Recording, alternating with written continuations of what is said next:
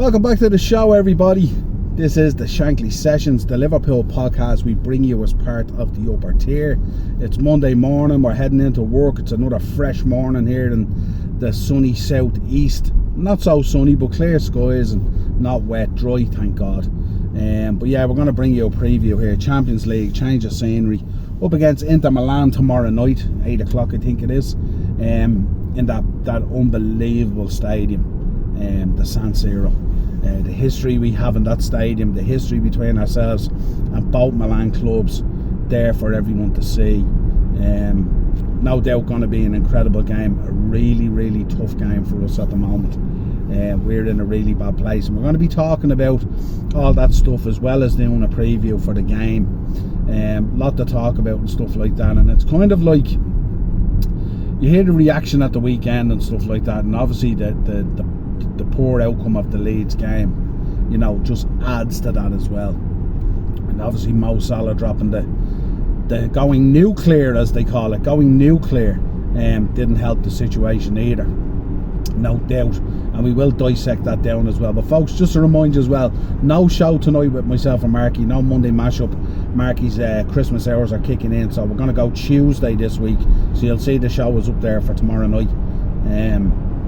So yeah, check that out. Wednesday we'll have our usual Slot Pro Wrestling Weekly. Thursday Tier Talk with Darren as well. And then don't forget, Saturday we're doing a live watch along. Saturday night's main event, John Cena bows out of pro wrestling this Saturday. All come down to this week. And make sure you're checking out all the individual shows going up from the crew and stuff like that, and all doing a stellar job, so make sure you're giving them your full support as well. And as always, thank you to the new subscribers on the channel as well. We've had about 25 or so over the last week and a half, so thank you to all those new people on board. Hope you're enjoying the content, and of course always give us feedback, folks. The upper tier podcast at gmail.com, or you can hit me up on Twitter or Facebook, whatever it is, if you want to give us feedback, if you want to give us suggestions, if anyone would like to come on and get involved in the shows, you're more than welcome. It's a real fun place. We have a lot of fun doing these shows and stuff like that. Well, normally, maybe not this morning show, but we generally have a lot of fun creating the content, and we try to make it as light-hearted as we can at times as well. So yeah, so let's get into this situation. We've got to talk Mo Salah, Arne Slot first of all, and stuff like that, and you know, we've been talking about it in our WhatsApp groups, and there's a few things I'd like to address in this situation, you know. And this is coming from a guy now who's following Liverpool probably 45 years.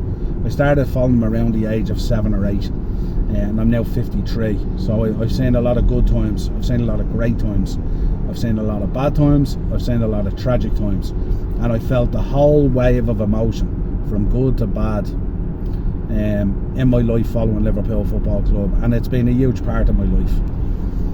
And the one thing I sort of live by, and the mantra I live by is, and I say it all the time on the podcast, it's all about the badge on the front and never about the name on the back.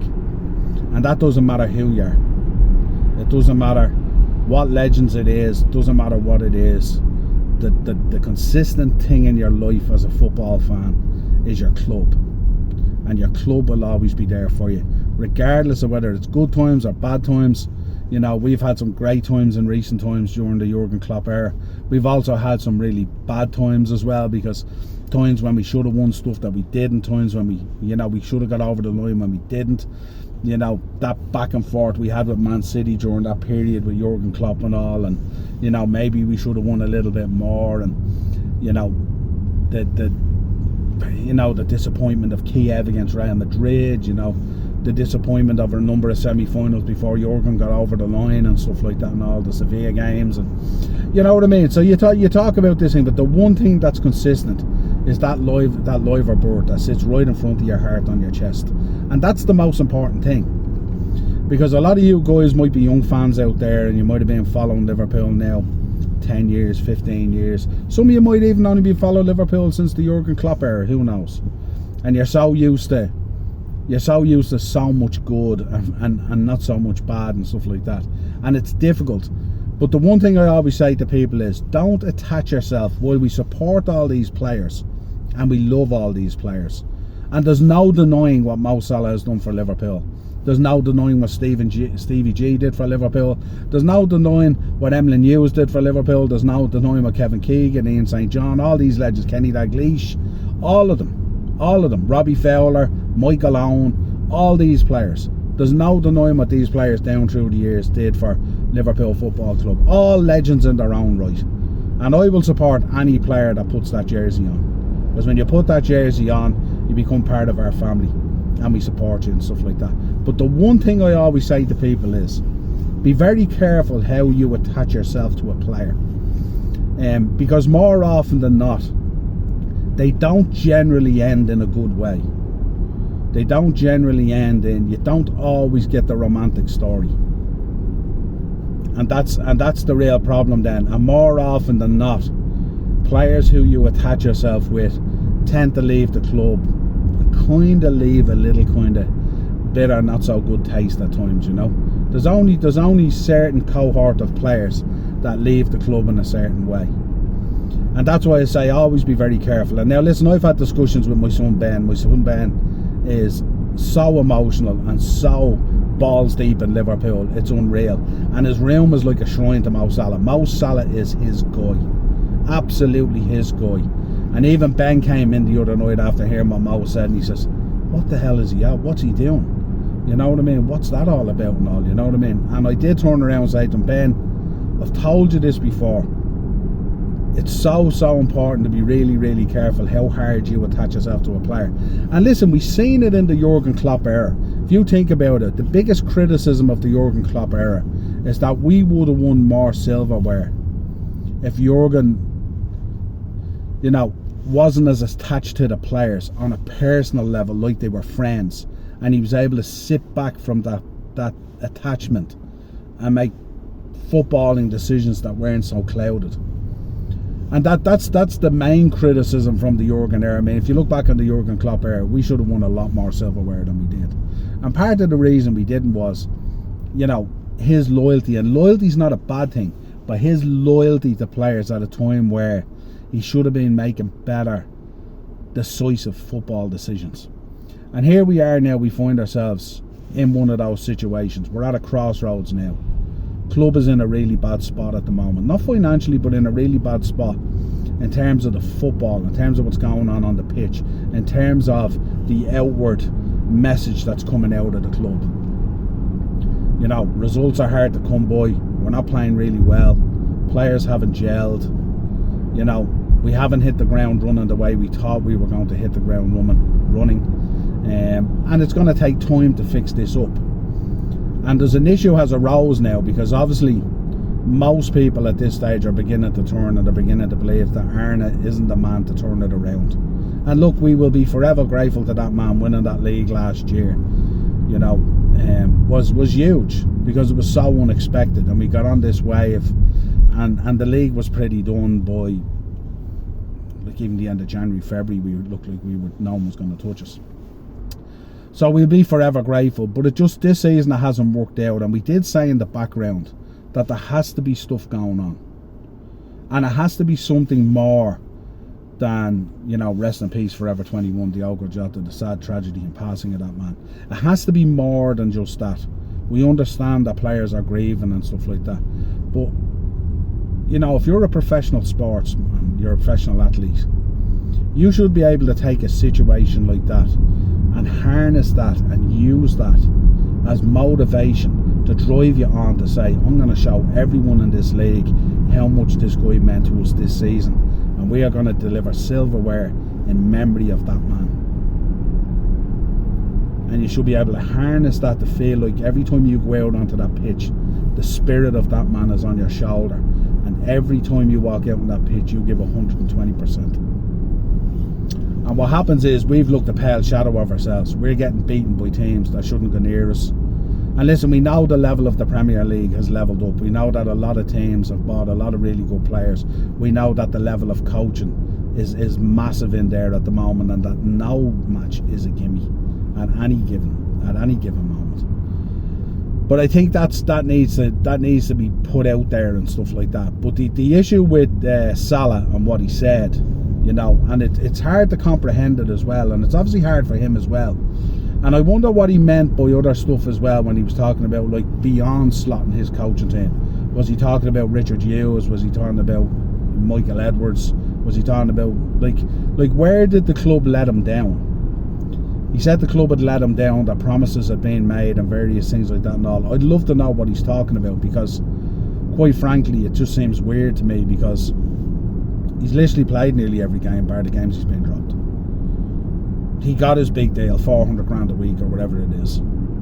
So I don't know where the club let him down, and the only thing I can think of is that he was overlooked for the captaincy and the vice captaincy. You know. And we know that this guy, you know, and I love Mo Salah. Mate, don't get that twisted. What Mo Salah's done for this club has been beyond amazing. But you know, a great man once said, don't judge me when I come in, judge me when I leave. And this doesn't ring truer more so than right now. More so than right now. And at a time where we need our senior players, that senior player group, at a time where we need those guys to come together to help those other new players that have come through the door, not make them feel like outsiders. It seems to be detached. And you listen to Dominic Szoboszlai, a guy who's come out and has been quite truthful at times about what he said, and you heard his comments the other day. Doesn't bode well. There are serious issues in that dressing room at the moment, and we don't really know. We can surmise, we can try and think about what it is, but we don't really know what's going on. But I'd love to know where Mo Salah's head's at, because he's finding it difficult to wrap his head around the fact that he's been benched. But let's be honest here, in truth, his performances have been awful. No, I mean awful. I mean, I think when you look at how bad Kanate has been this season, you know, when you look about the drop off of a lot of the players, even Van Dijk and all that kind of thing, like Mo Salah has been the biggest drop off by a country mile. When you think about the level he operates on, you think about the goals and the assists and his play and stuff like that, his drop off has been by far the greatest. And I think that's a real problem, because the issue now is, what is it that's affecting him? What's the issue? You know? And you look at it and you think, is he finding it difficult? Did he want to re-sign, first of all? Did he truly want to re-sign? Or was the offer just too good that he couldn't refuse it? Did he really want to be there? And there's been signs since February that this man has had a drop off. Like, this is not a this season thing. Like, the whole end of last season from about February, March onwards has been horrific as well. And did he truly want to go to Saudi? I don't know. Is he disappointed in the vice captaincy going to Robbo? I don't know. Is he struggling to comprehend that he is coming into the latter stages of his career and what a journey it's been, and planning for his future? Is it difficult? Because we know how much of an athlete he is. He's phenomenal. But is it difficult in his mind? Is it difficult in his mind that he would expect, I would imagine, that his re-signing a new deal or extending his deal, whatever way you want to call it, that wasn't the biggest thing of the summer? That the talk in the summer was Isaac coming in, Ekitike coming in, Frimpong, Kerkez, these players signing, Wirtz coming in, and that him and Virgil re-signing was just kind of pushed to the side a little bit, and it wasn't a daily news. And that we know that he likes to be the guy, and we know that he also takes the responsibility as the guy as well. So let's not get that twisted. But is this a collection of things? When he talks about things in the background, the promises that were made and stuff like that, I wonder what he's talking about. Because if he's having a go off Michael Edwards, like, Michael Edwards is the guy who had a huge hand, massive hand, in this man becoming a global superstar.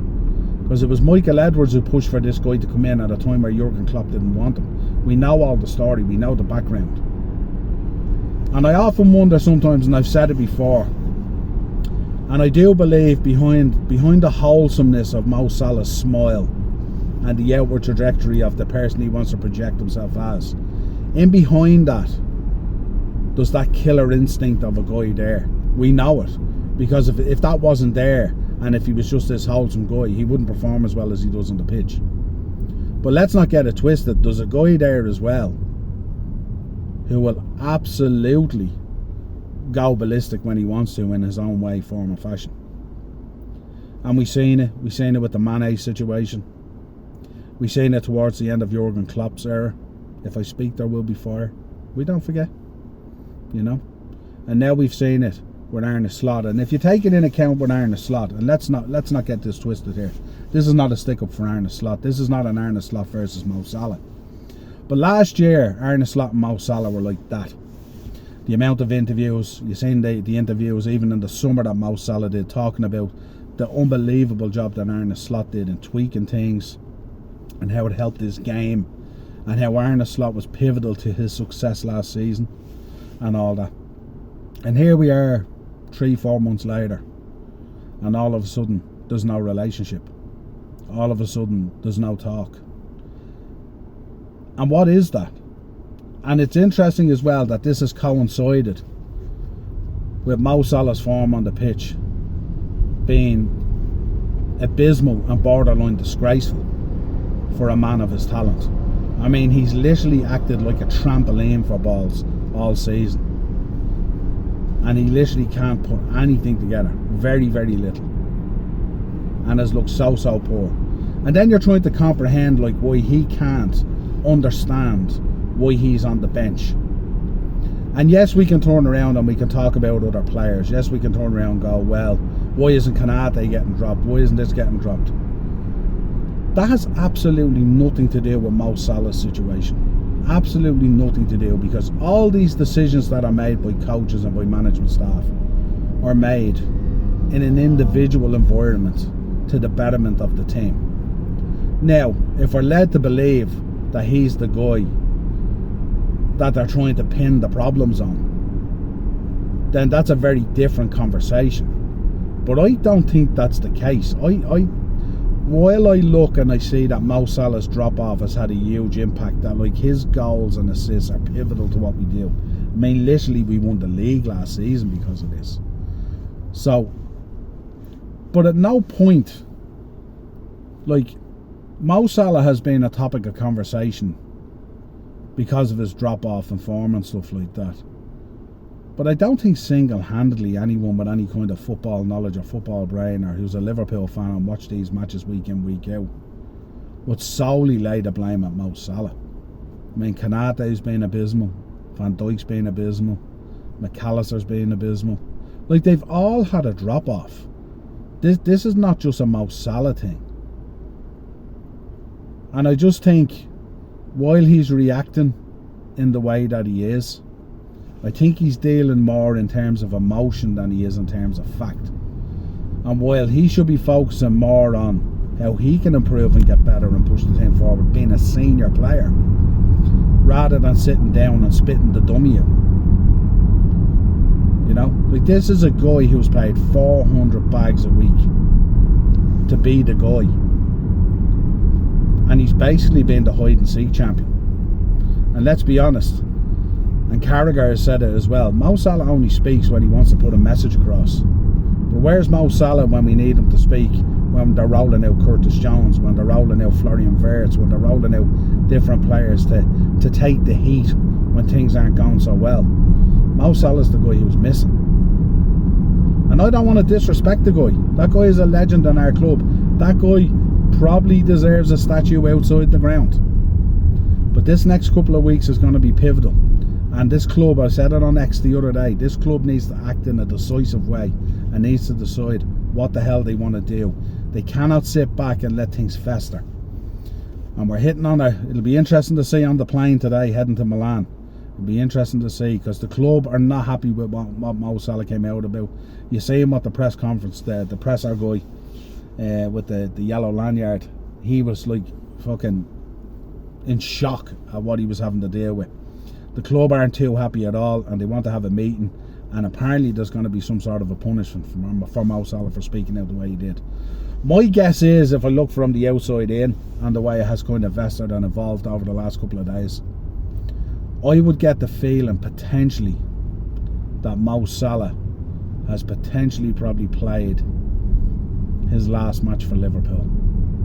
Now, going off to the AFCON after this weekend's game against Brighton, we've Inter Milan tomorrow night. If there's going to be some sort of a punishment, Mo Salah gets left behind today, doesn't he? And if he gets left behind today, I don't see Mo Salah playing for Brighton. Playing against Brighton, I should say. And I think that will be it then. That will be the end. I think Mo Salah will come back from the AFCON and they'll have already lined up a move away.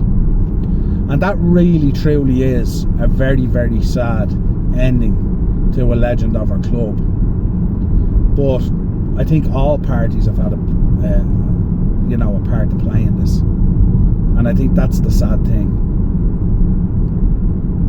And who knows, we don't know what the agenda is. Has Mo Salah got word that the club wants to cash in? Do they want to get that 100 mil or whatever it is from Saudi? Was extending his contract just a ploy to protect his value? We don't know, because we don't know the internals of how the financials and the thinking happens in clubs. And remember, these are billionaires, multi-billionaires. These are shrewd businessmen. They don't care about people. They don't care about feelings. They care about the bottom line. And as myself and Dino have said online and in videos, the thought of Liverpool Football Club not making the Champions League next season could spiral the club into a very serious situation. And it's interesting as well, at a time where one of the lads who drove us into administration passed away the other day. And it's mad how the timing of these cycles and stuff happens. But if we're not in the Champions League next year and we end up in a Europa League or Europa Conference, or worse, where does that leave us from an FFP and a PSR situation? Because we've spent an awful lot of money, and no doubt the money we've spent was spent on the basis of guaranteeing the next maybe 5 to 10 years of being in the Champions League and that flow of that Champions League revenue money coming in, and the net effect that it has on sponsorships and the commercial element of the company or the club is absolutely massive.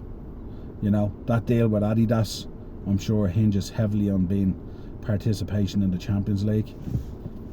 Adidas don't have really an interest in the Europa or the Europa Conference. That's not where they're at. And that's the big concern at the moment, which means change needs to happen. And we don't sack players. So the inevitable is going to happen. But could the unbelievable inevitable happen? Could we be about to lose Mo Salah and Arne Slot? And then what happens? Who comes in? What do we do? If we do get the Mo Salah money in, what do we do with that money? Is that when we move for an Iraola? Is that where we move for a Semenyo? Is that where we bring in a Mark Gahey? Is that where we go for an Oliver Glasner? Who knows what happens? Does Stevie come in as an interim manager? So many questions out there at the moment. And the club is in absolute turmoil. But this is not a time for FSG to sit on their hands. This is not a time for Edwards and Hughes to sit on their hands. This is where you got to roll up your sleeves, get your hands dirty, and put this club back on the footing that it should be on, and start getting results on the board and get a bit of stability in there. That's what needs to happen now. And if that doesn't happen, we're going to have way bigger problems come next summer than just being out of a Champions League, I would imagine. So that's how I sum it up. As I say to people all the time, I'm 45 years a fan of Liverpool. I've seen it all, done it all, seen every bit of it. Highs, lows, the whole lot. Be careful how you attach yourself to players as opposed to the club. Always the badge on the front, never the name on the back. Now let's talk about this big game tomorrow night coming up into Milan. And I know I've taken up a lot of time in giving you my views on this Mo Salah situation, but I think it's important.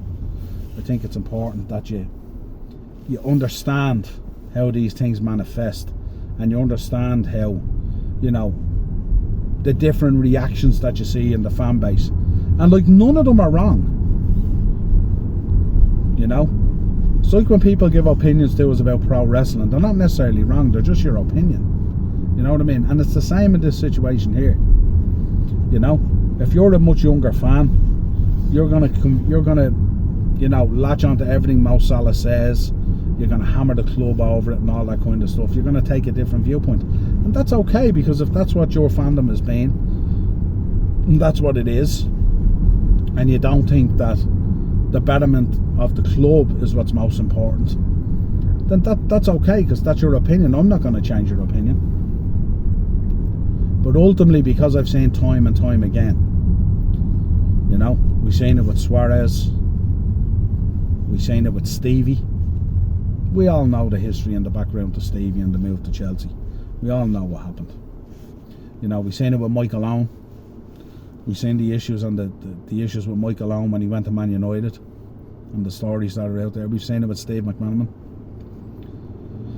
when he went to Real. We've seen it with loads and loads and loads of players coming in, you know, shake their bum, want the Barca Real move or Bayern move, leave, and then for some reason it's a club problem. You know what I mean? It's not just simply that the player has dreamt of playing for the Galacticos or Barca or whatever it is, and that's the way it is. And it's just, you know, sometimes it's jarring at times the way we see people attach themselves to players and forget about the jersey. All they look at is the name. So yeah, Inter Milan coming up. This is going to be a real tough game at the San Siro. We know the preparation is obviously shit. We know it's a great time to play Liverpool at the moment. I mean, fundamentally, we've no confidence it's on the floor. You know, we lack that killer bite. We're labouring through every game. Every pass seems like it's the first pass these players have ever made.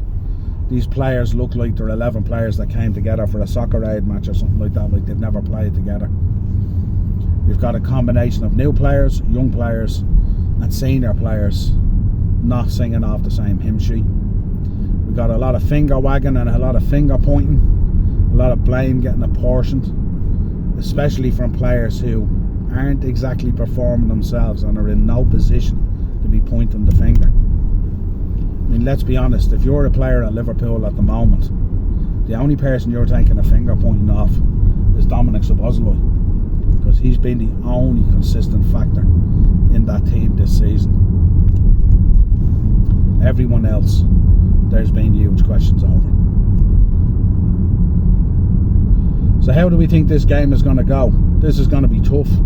We know that with Inter Milan, you know, you're going to get deep and down in the dirty arts of football. It's going to be quite the kicking game.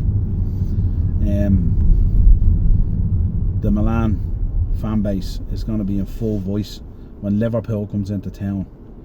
It's different gravy, even in this bad position we're in. And the Milan fans and the ultras, they will see it as a chance to pick from the carcass that is Liverpool Football Club at the moment. And if we lose this game or don't come away with something, then we're in serious trouble in the Champions League as well, after losing the PSV and also Galatasaray on the way. So we need something from this game. So how do we pull this dressing room together? Or is it a case of, now that everything is somewhat out in the open, is it now that players have had their say? Is it now that they can kind of brush it off a little bit and come together as a group and put a performance out there? And the gas thing about this situation is, would we be shocked if Liverpool went out and bet Inter Milan on Tuesday? While we'd have a little bit of surprise in us. This is the way our season has gone. You lose the one team, you beat Real Madrid. You know, you lose the one team, you beat West Ham. It's, you know what I mean? It's just, this is the way the season has gone. And this is the way we've kind of seen the season go. You're going to lose, you're going to draw, you're going to win. Because players aren't fully immersed in the project. There's huge questions. They're looking at Arne Slot thinking, what are you getting us to do here? Every week the blueprint changes. In game, they're tearing up the blueprint with so many changes. You make a substitution and all of a sudden you find 4 players playing in different positions. So a lot of upheaval, a lot of questions, a lot of answers missing. And this is a tough game. This would be a tough game at any stage in the season. This would be a tough game if the Liverpool of last season were still humming. So this is extremely tough for us at the moment. I'd find it very hard to see us getting anything out of tomorrow night. I think it would be very difficult. I think they have a level of quality there, but I also think they play in a certain unit that's very tough to break down. I think they have some seriously talented players in there. DeMarco, Lautaro Martinez, the boy Marcus Thuram up front are all serious fucking players. And I think that's where we will fall on our sword. And I think we're going to go into this game, we're going to be ill prepared, we're going to be ill ready, we're going to still have the hangover of the explosion of the weekend. You know, the disappointment of the Leeds result, the disappointment of the Sunderland result, and all that kind of stuff still hanging in the backs of our minds, lots of doubts. And I think it's going to be very, very difficult for us to get anything out of this game. So I'm predicting, for the first time in a long time, probably a 3-1 win to Inter Milan, and I hope I'm wrong. I hope I'm wrong. Because this team, and we've said it on a number of podcasts, needs to fix up real quick. And we are struggling big time. Let us know your predictions in the comments. Let us know your thoughts on the Mo Salah situation, him going nuclear. Let us know, was it the right thing to do? Is the timing absolute pants? How do you feel about it? Are you one of those guys that gets attached to players? Are you one of those guys that maybe is an older fan and is more about the club and the badge and what that all stands for? Are you somewhere in between? But yeah, lots and lots and lots of stuff at so many levels to be fixed up at the moment at Liverpool Football Club. We are a mess, and the club needs to act in a real decisive way at the moment. And today we should hear what's going to happen, because obviously we're going to see the players going onto the plane, and we're going to know very quickly, if Mo Salah isn't there, what's about to happen. Until next time, folks, subscribe to the channel, hit the bell notification button, drop a like on the video, and I'll talk to you again real soon. Cheers.